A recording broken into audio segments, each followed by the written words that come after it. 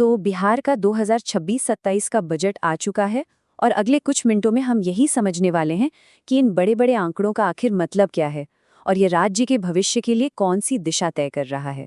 देखिए, ये सिर्फ सरकार के कुछ नंबर्स नहीं हैं, नहीं।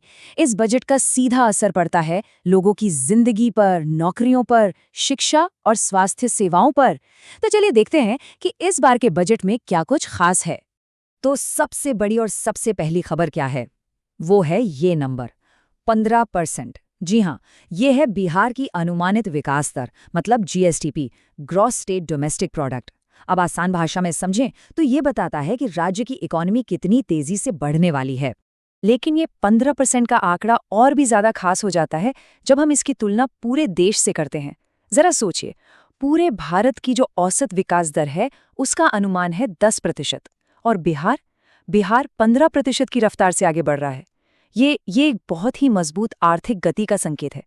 ठीक है, तो चलिए अब जरा और गहराई में उतरते हैं और सबसे पहले बजट के जो मेन आंकड़े हैं उन पर एक नजर डालते हैं। यहाँ इस टेबल में ना बजट की पूरी तस्वीर साफ हो जाती है। सबसे पहले जीएसडीपी यानी इकोनॉमी का साइज, जो करीब 13 लाख करोड़ रुपए का है। सरकार का कुल खर्च वो रहेगा लगभग 3.25 लाख करोड़ और कुल आमदनी होगी करीब 2.85 लाख करोड़ रुपए। अब इन दोनों के बीच जो फर्क है, जिसे हम राजकोषीय घाटा कहते हैं, उसे जीएसडीपी के 3% पर रखने की कोशिश की गई है। तो सवाल ये है कि ये सारा पैसा आखिर जा कहाँ रहा है? चलिए देखते हैं सरकार की प्राथमिकताएं क्या हैं और ये पैसा किन किन सेक्टर्स में लगाया जा रहा है। अच्छा, ये चार्ट देखिए, सब कुछ एकदम साफ हो जाएगा। सबसे बड़ा हिस्सा जैसा कि दिख रहा है, लगभग 22% वो जा रहा है शिक्षा, खेल, कला और संस्कृति पर। इसके बाद नंबर आता है ग्रामीण विकास का और फिर सामाजिक कल्याण का। और यहाँ देखिए, शिक्षा पर बिहार का खर्च सिर्फ बड़ा नहीं है, ये असाधारण है।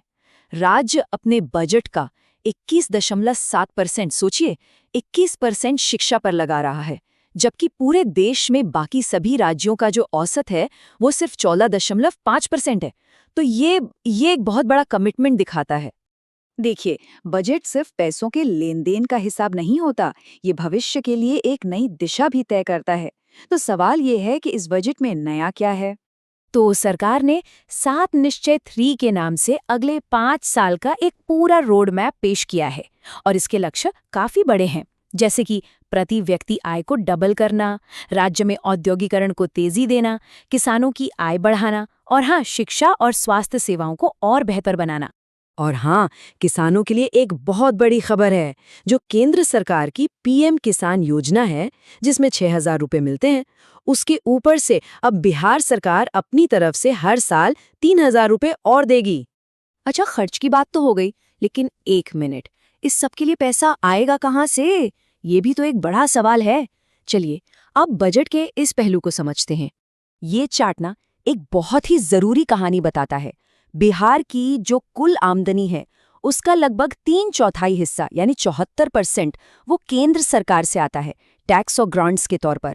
मतलब राज्य अपने खुद के रिसोर्सेज से सिर्फ 26% ही जुटा पाता है। और जब हम राज्य के अपने रेवेन्यू की बात करते हैं तो उसमें सबसे बड़ा जरिया है स्टेट जीएसटी। राज्य जो भी अपना टैक्स इकट्ठा करता है उसका 58% सिर्फ इसी से आता है। तो समझा जा सकता है कि ये राज्य की इकोनॉमी के लिए कितना ज्यादा जरूरी है। तो इन सब आंकड़ों को अगर हम एक साथ देखें तो बिहार की आर्थिक सेहत कैसी दिखती है? चलिए अब जरा घाटे और कर्ज पर एक नजर डालते हैं।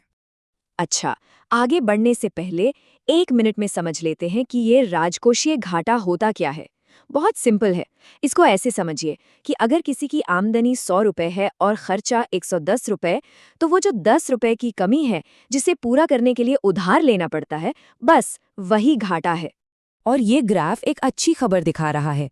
सरकार इस घाटे को कम करने की पूरी कोशिश कर रही है।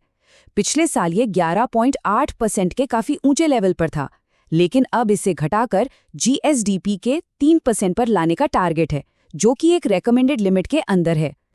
लेकिन जब हर साल घाटा होता है तो उसका नतीजा क्या होता है? बढ़ता हुआ कर्ज। और अनुमान ये है कि 2026-27 के आखिर तक बिहार का कुल बकाया कर्ज जीएसडीपी का 34% हो जाएगा। ये एक ऐसा आंकड़ा है जिस पर यकीनन नजर रखना बहुत जरूरी है। मगर आर्थिक विकास की इस पूरी कहानी में ना एक और पहलू भी छिपा हुआ है, और वो है असमानता। जरा ये आंकड़े देखिए। एक तरफ पटना जिला है, जहां एक व्यक्ति औसतन 2.4 लाख रुपए कमाता है, और दूसरी तरफ है शिवहर, जहां यह आंकड़ा सिर्फ 38,000 रुपीज है। मतलब जमीन आसमान का फर्क। पटना की प्रति व्यक्ति आय शिवहर से 6 गुना से भी ज्यादा है। ये राज्य के अंदर ही एक बहुत बड़ी खाई को दिखाता है। तो ये सब कुछ हमें इस पूरे विश्लेषण के सबसे बड़े सवाल पर लाकर खड़ा कर देता है। बिहार की इकोनॉमी, इसमें कोई शक नहीं, तेजी से बढ़ रही है, लेकिन सवाल ये है कि क्या ये ग्रोथ राज्य के सबसे अमीर और सबसे गरीब नागरिकों के बीच की इस गहरी खाई को भर पाएगी? शायद यही इस बजट की और आने वाले समय की सबसे बड़ी चुनौती है।